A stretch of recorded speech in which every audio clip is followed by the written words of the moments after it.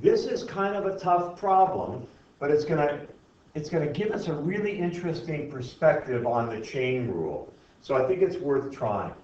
So it says the line that is normal to the curve x squared plus 2xy minus 3y squared equals 0. This is the equation of our curve. At 1, 1, so the line that is normal, intersects the curve at what other point? So one thing that I might try and do just to get started is to graph the curve just to see what I'm looking at. So when I graph it, I got this very strange looking relation. Looks like two lines intersecting one another, which is interesting since it's this kind of a weird relation. I don't know if I zoom out a little bit, does it change at all? Nope, it just looks like it's going to be two lines intersecting one another. So I just straightened it out a little bit, and it's kind of interesting because if I'm looking here at the point 1, 1, I could get to 1, 1 there, but it's looking to me as if the slope is going to be 1. But rather than just kind of accept that, I'm going to make you, and I would myself, have to go ahead and prove it algebraically. So let's go back to the problem and see if we can't get the slope of the line that is normal to the curve. So derivative, slope of the tangent, rate of change, all the same thing. Since I don't have y all by itself nicely, I need to take the derivative of both sides of this equation. So, of course, on this side here, it's just still going to be equal to 0, because the derivative of 0 is equal to 0. Well, the derivative of x squared is 2x plus, well, now I have a product going on here. So I'm going to pull the 2 through the derivative, so it's going to be 2 times the derivative with respect to x of xy, minus, I'll pull the 3 through the derivative, 3, and that one I think I can do here using the chain rule. This is going to be 3 times 2y times dy dx. So I just got to do a little bit of work on this piece right here. And what I'm going to do is I'm going to do it a little, I would do it off to the side, but I want you to be able to see it. So I know it's going to be 2 times the derivative of x times y, and that is a product. So uv plus uv prime prime. So the derivative of x is 1 times v, which is y, plus u, which is x, times the derivative of y. Well, the derivative of y is dy dx. So I have that is equal to 2y plus x dy dx. No, I made a mistake right there, so rather than rewind the whole thing, it's 2, this 2 is times this whole derivative right there. So it's 2 times that whole thing, so it is 2y plus 2x dy dx. So I am going to rewrite this, since I have all my derivatives, I'm going to rewrite it as 2x plus, now I'm going to put in this, 2y plus 2x dy dx minus, well, this would be 6y dy dx equals 0. Let's go ahead and get all my dy dx's on one side and all my non-dy dx's on the other side. So I'm just going to leave these two where they are, and I'm going to rewrite this as 2x dy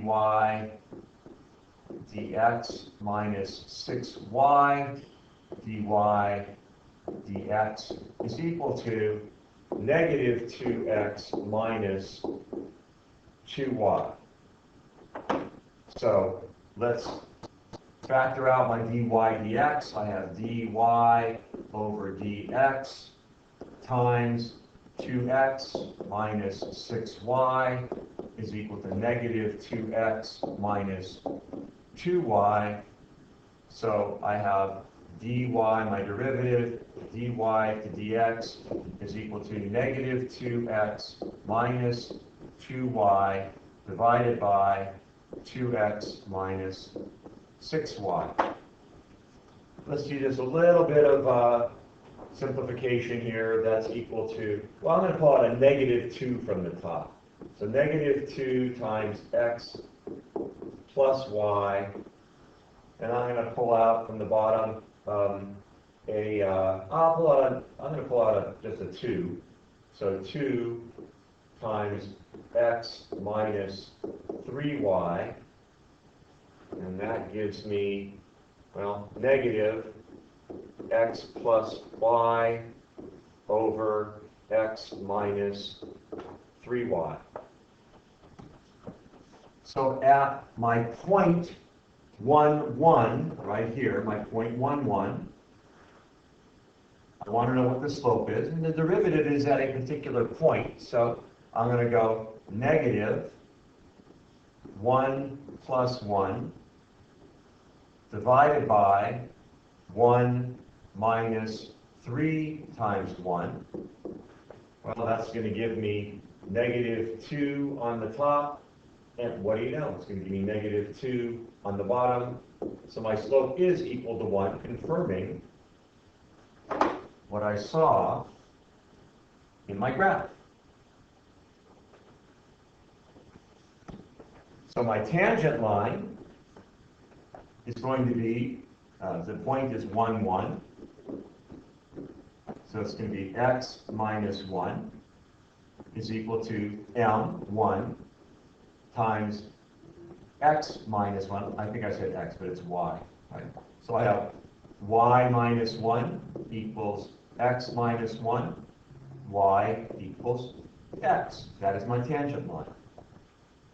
My normal line, which is what I'm looking for, coming back to the problem here, my normal line, the line that is normal to the curve.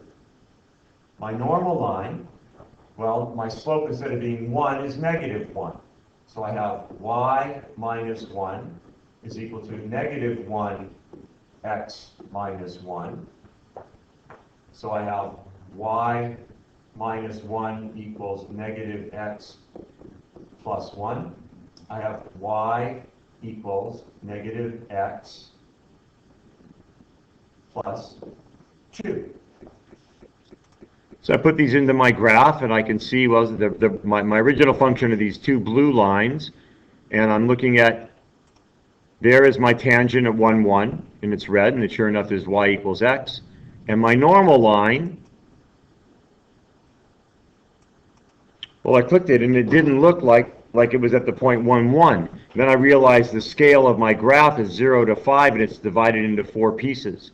So I'm going to change the steps in the scale on the graph so I can see it properly.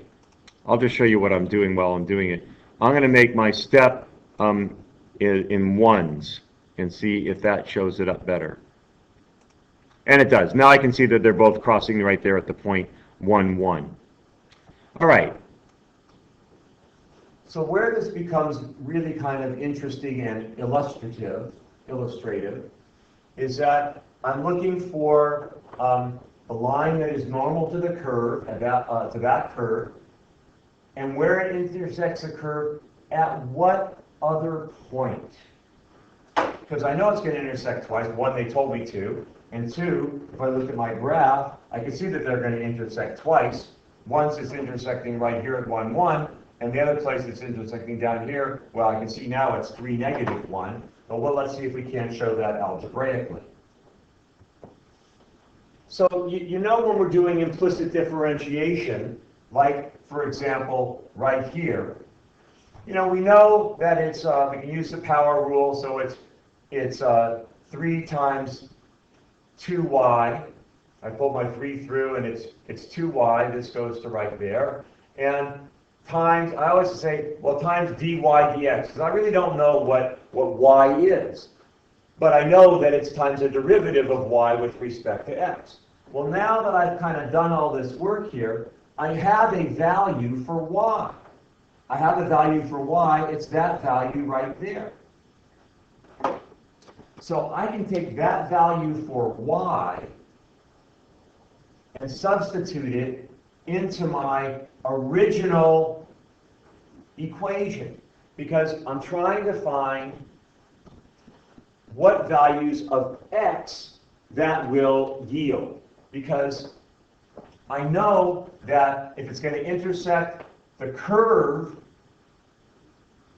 at 1, 1, and some other point, it's also going to be on the normal line, because I'm saying I want the normal line and the curve. It has to be on both of those spots. So I take the equation of the normal line, and I can plug it right into the equation of my curve and see what other x value it yields.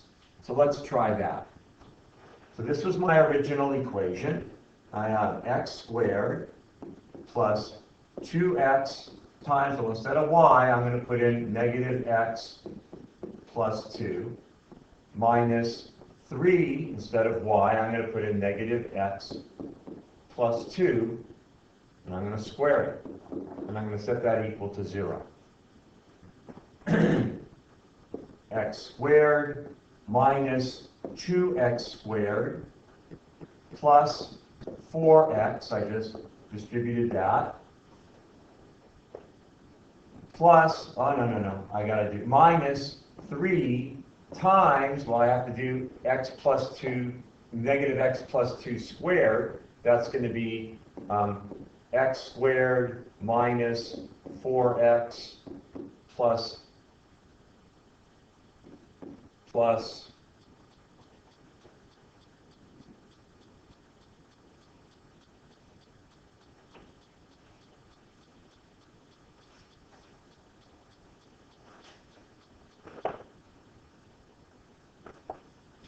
I'm sorry, I had a little technical glitch there, but I hope you held with me.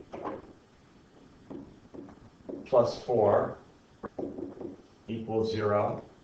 So I have x squared minus 2x squared plus 4x minus 3x squared plus 12x minus 12 equals 0.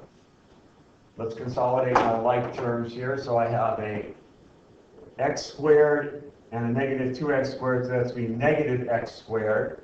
But then I have minus 3x squared, so that would be minus 4x squared. And then what x's do I have? I have 4x and 12x, so that would be plus 16x. And then minus 12 equals 0. I think I will factor out a negative 4. So I have negative 4 times, I'm sorry, I'm getting another glitch here.